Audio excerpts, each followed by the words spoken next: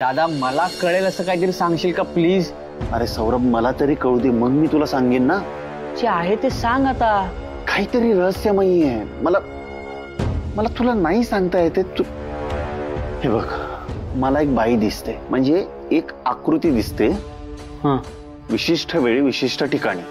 बरं, तिचा काही चेहरा वगैरे? नाही, चेहरा नाही दिसत. पण मग ती तुलाच का दिसते? मला नाही माहिती. मे बी तिला मला काहीतरी सांगायचंय. स्वप्नात आधी मला ती बाई दिसली आणि मग एका मुलीचं वडाच्या झाडासोबत लग्न होतंय असं दिसलं. आणि आज नलीने मला सांगितलं की तिच्या एका झाडासोबत लग्न होणार आहे. काय? आता त्या दिवशी सुद्धा मी एसटी स्टँड समोरून जात होतो. एक बाई माझ्या गाडीच्या आडवी गेली. मी ब्रेक मारला आणि मला नली दिसली. म्हणजे मला स्वप्नात जे काही दिसतंय ते नलीच्या बाबतीत ऍक्च्युअली घडतंय. नलीचं आणि स्वप्नातल्या त्या बाईचं काहीतरी कनेक्शन आहे. काय रे, काय गप्पा चाललेत? ते हे आपलं ऑफिसचं काम. गप्पा. झोपा येत नाहीत का तुम्हाला? नाही, चाललोच होतो झोपायला. चाललोच होतो. बरं वेद, नली काय म्हणाली?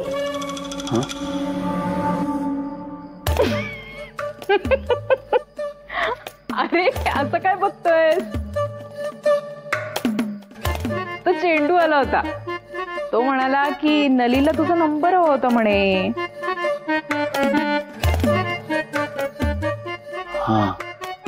वेद, तुझी आई आहे मी. आणि एक लक्षात घ्या, मुलं मोठी झाली ना की मुलांचं आणि आईचं नातं मैत्रीचं असायला पाहिजे. मग असं काय विशेष बोलायचं होतं नलीला?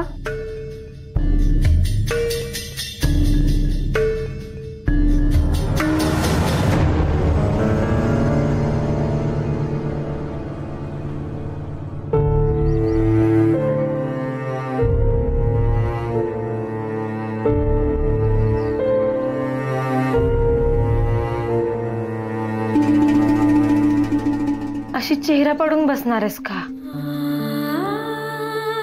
स्माइल कर.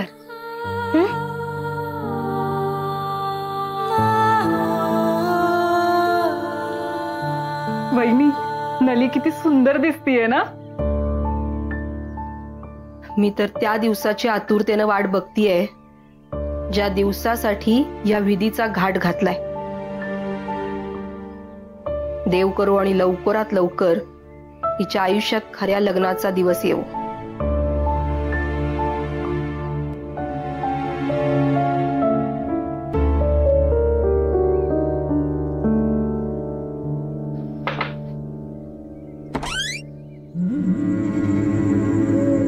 ओंकार, थोडं महत्वाचं बोलायचं होतं. ये आत ये.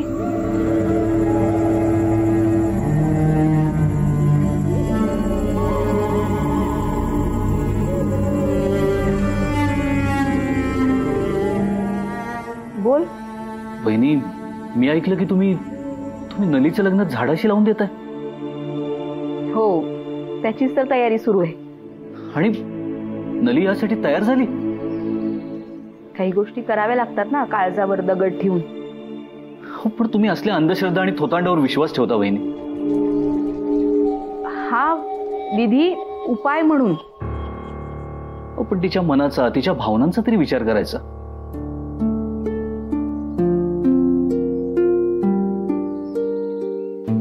आई आहे मी तिची.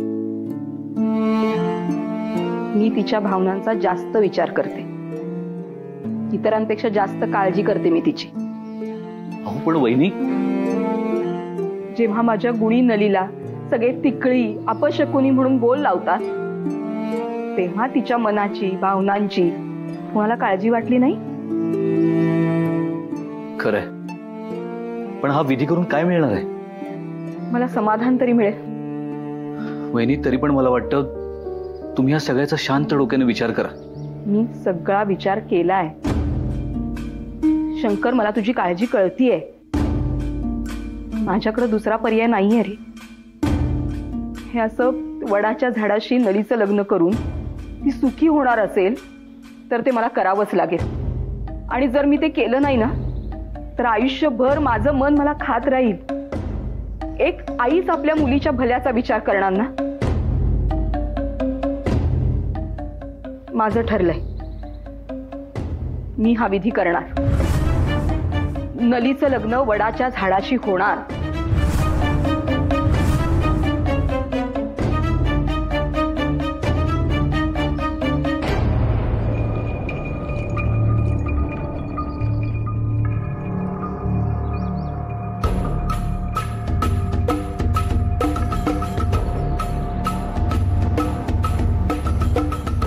फणसे गुरुजींना यायला उशीर झाला नाही? आई, आपली सगळी तयारी झाली आहे ना? हो, पण वेळेच्या बाबतीत तर फारच काटेकोर आहेत फणसे गुरुजी. मग काय करायचं रे ऋषी? हा मुहूर्त टाळायला नको रे. हो, मी बघतो, थांब.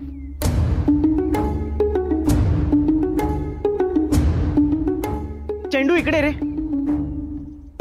एक काम करशील? परोपकार हाच धर्म. हो का? बर, हे बघ, फणसे गुरुजी गावात, मंदिरात, जिथे कुठे तुला दिसतील ना त्यांना लगेच बोलवले असं सांग. हा, जा पळ.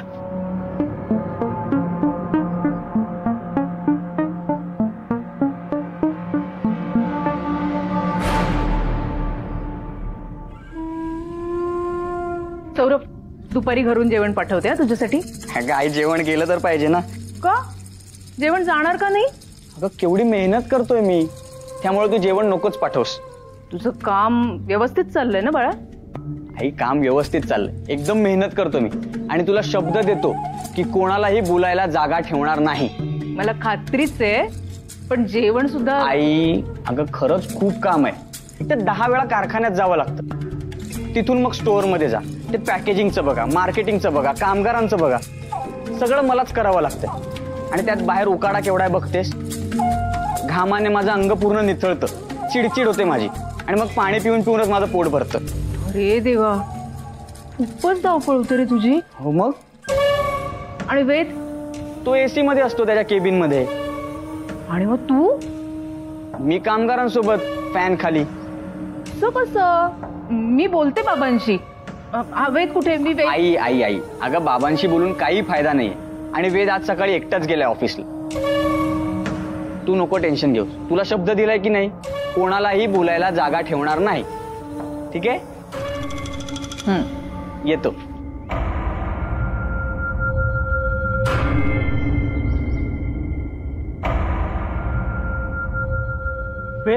वेद, मला अडवू नकोस. आता तू बाबारावांचा मुलगा आहेस म्हणून फार काही बोलता येणार नाही. पण मला क्षमा करा, पण मी तुम्हाला जाऊ देऊ शकत नाही. लग्नाची सर्व सिद्धता झालेली आहे. आजच तिकळीचा विवाह त्या वडाच्या झाडासोबत व्हायलाच हवा. बघ, सगळे खोळंबले असतील, मला जाऊ दे. गुरुजी, तुम्ही ज्ञानी आहात, शास्त्राचं ज्ञान आहे तुम्हाला. या अशा जुन्या रीतींना, अंधश्रद्धांना खत पाणी घालणं कितपत बरोबर आहे? ऐक माझं. अहो गुरुजी, या अख्ख्या देशात कित्येक कुटुंबांमध्ये 3 मुलानंतर 1 मुलगी जन्माला येत असेल ना. मग जन्माला घालणारा देव मोठा का या शंका कुशंका जन्माला घालणारा समाज मोठा? गुरुजी, तिकडे वगैरे काही नसतं हो. काही असो, पण नलीचं लग्न त्या वडाच्या झाडाशी झालंच पाहिजे. म्हणजे तिच्या लग्न मार्गामध्ये येणारी अडसर दूर होईल. अहो गुरुजी, काय विचार आहेत तुमचे? ह्या कुप्रथा थांबायला हव्यात. नलीच्या मनाचा, तिच्या भावनांचा तरी विचार करा. काय रे चेंडू, काय झालं? गुरुजींना शोधायला पाठवले मला. सांग, पटकन सांग, नाही तर ऋषी मामा मारेन मला. आता एक काम करायचं, तिकडे जायचं आणि सांगायचं मी गावभर शोधलं गुरुजींना, त्यांच्या घरी सुद्धा जाऊन आलो, पण गुरुजी कुठं सापडलेच नाही. ओके? मना सज्जना खोटे बोलू नये, एवढं कळतं मला. जा. ए बाबा, थांब थांब थांब, इकडे इकडे इकडे. लगेच जाऊ नकोस, लगेच गेल्याचं डाऊट येईल. थोडा वेळ इकडेच थांब.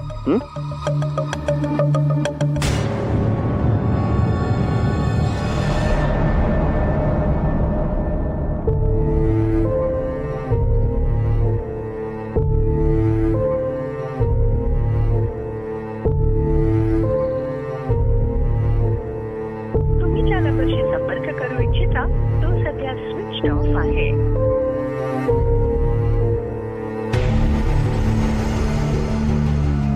काय रे, कुठे आहेत फणसे गुरुजी? सापडली नाही. घरी पण शोधलं, मंदिरात पण शोधलं, नाहीये. अरे देवा, इथं प्रत्येक पावलावर परीक्षा आहे. आई, आणि दुसरे कुठले गुरुजी अवेलेबल पण नाही आहेत आज. आज बरेच लग्नाचे मुहूर्त आहेत ना. मला नाही वाटत आता इथे आपण तात्काळत राहण्यात काही अर्थ आहे. मले तू शांत राहा. शांत राहा काय शांत राहा? तू राहतेस काय ते नवरी म्हणून झाडाशी लग्न करायला उभी? मग तुला कळेल लोक कशी वाईट नजरेने बघतात आणि त्याचा किती त्रास होतो ते. इथे थांबण्याचा आता काहीच अर्थ नाहीये. आपण जाऊया आता इथून. वहिनी, काहीतरी बोला ना. ऋषी, मला वाटतंय आपण थोडा वेळ वाट बघावी. माझ्या सहनशक्तीचा अंत बघू नका तुम्ही, प्लीज.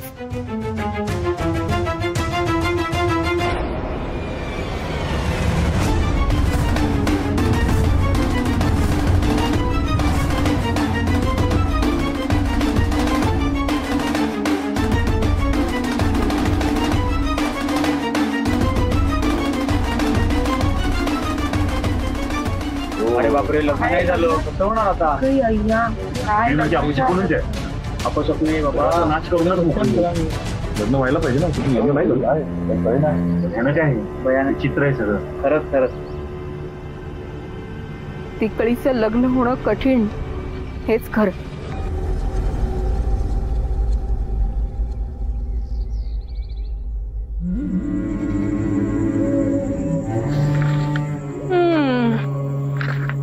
बायको सोडून तुम्हाला कामच महत्वाची वाटतात ना. मुद्द्याचं बोल. मी वायफळच बोलते का?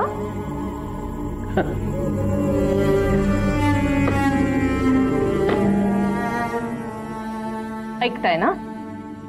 बोल. मी काय म्हणते, म्हणजे दोघांना समान वागणूक मिळायला पाहिजे ना. आता वेद तिकडे एसी केबिन मध्ये बसतो आणि सौरभ असं सगळ्यांबरोबर बसतो.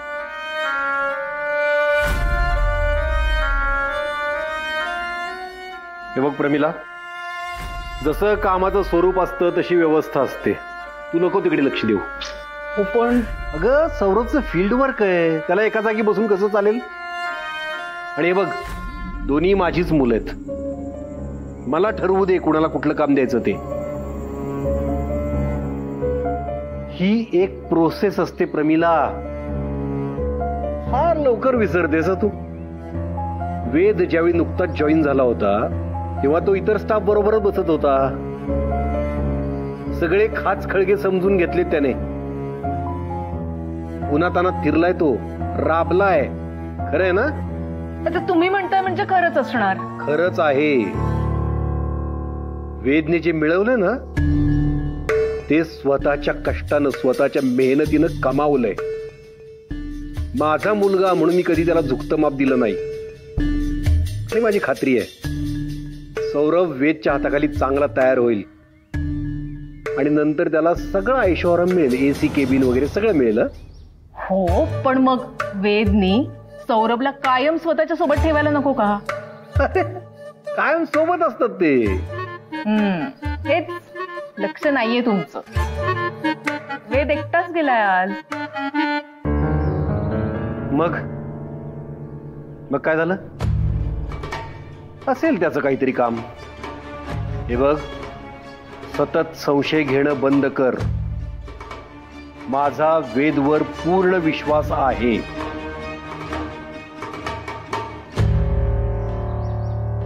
लग्नाचा आजचा मुहूर्त टळायला नको होता. वेट, नली आणि सगळे वाट बघून घरी गेले. क्या बात है, मस्त. गुरुजी या तुम्ही आता. नमस्कार. घोळ केलास वेद. क्या बात है मित्रा, मस्त काम केलंस. थँक्यू. चंदना परी जावे झाली सुभाषी तर सुरू झाली. चला. वेद, जर दमलोय. अच्छा, पाणी पी. वेद, घाम आलाय. हो का? अरे म्हणून तर बोललो, पाणी पी. कसा सुकलाय. अरे म्हणून तर सांगतोय, पाणी पी. काय लावलंय? पाणी पी पाणी पी पाणी पी. तुझा नंबर नानीला दिला तेव्हा तिनं कोल्ड्रिंक दिलं. आणि तू एक नंबरचा कंजूस आहेस. साधा लिंबू पाणी पण देत नाहीस. चला पाचतो.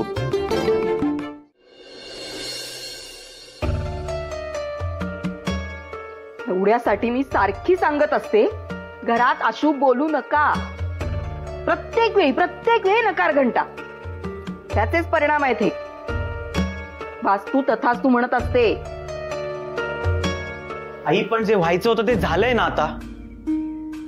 म्हणजे जे झालं ते चांगलं झालं असं म्हणायचंय तुला? ग आई मी नाहीतर काय. पौर्णिमेचा मुहूर्त ना टळायला नको होता. ते आता आपल्यामुळे टळलाय का मुहूर्त? ते फणसे गुरुजी तिथे आलेच नाही, त्याला आपण काय करणार? तेच म्हणतीये ना मी ऋषी. आपणच वाईट बोलून आपल्या सुखाला नाट लावतो. मला नाही वाटत तसं दादा. माझा जेव्हा जन्म झाला तेव्हा आईने देवाकडे प्रार्थना केलीच असेल ना की मुलगा होऊ दे म्हणून. पण मी झाले.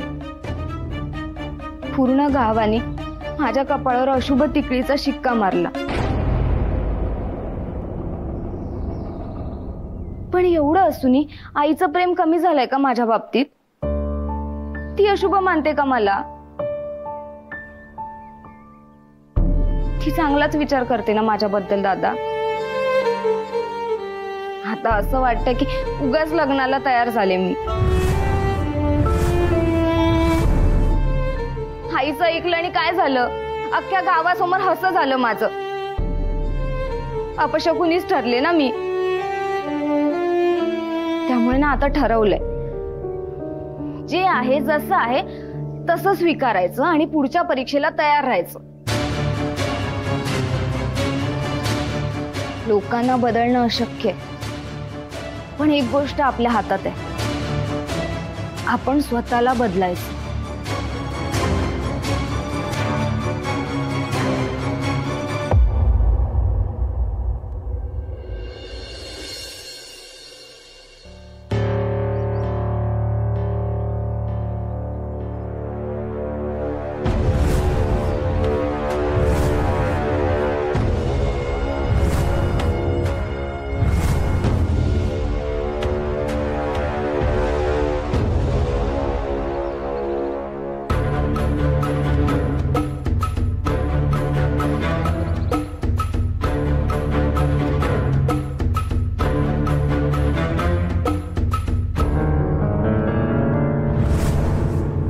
गुरुजी तुम्ही का आला नाहीत?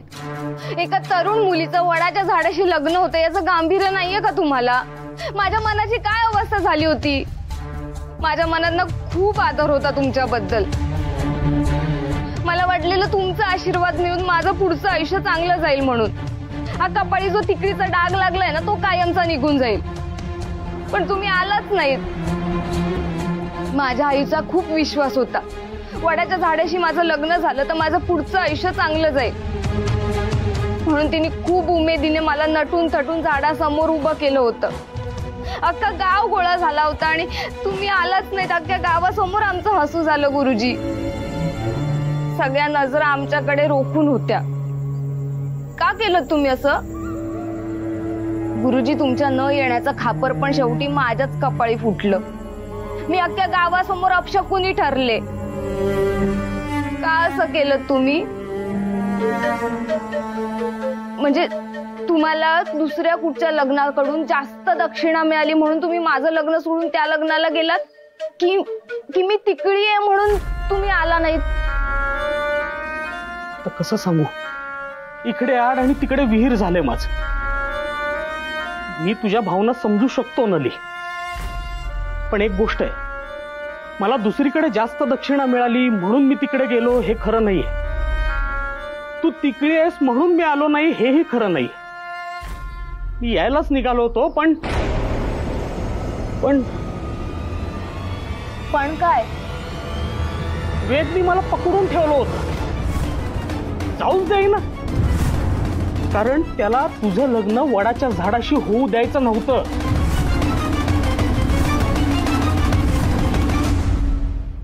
नली तुझा काहीतरी गैरसमज होतोय अगं.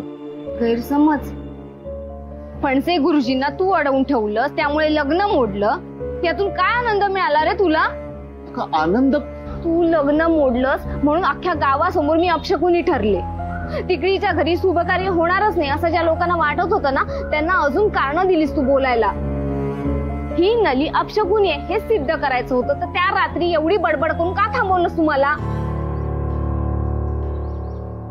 मी बोलू का? तू मला सांगितलंस की तुझं लग्न वडाच्या झाडासोबत होतं. लग्नाबद्दल बोलताना मला असं जाणवलं की तू खूप दुखावलीयस, हतबल झाल्यासारखी झालीयस. मला असं वाटलं की तुझ्या मर्जी विरुद्ध तुझ्यावर हे लग्न लादलं जातंय म्हणून फणसे गुरुजींना अडवून ठेवलंस, लग्न मोडलंस. कमाल आहे तुझी, खरंच कमाल आहे. त्या रात्री तुम्हाला धीर दिला तेव्हाच ठरलं होतं की माझं लग्न वडाच्या झाडासोबत होणार आहे. एकीकडे बोलतोस खंबीर राहा, स्ट्रॉंग राहा, दुसरीकडे लग्न मोडतोस.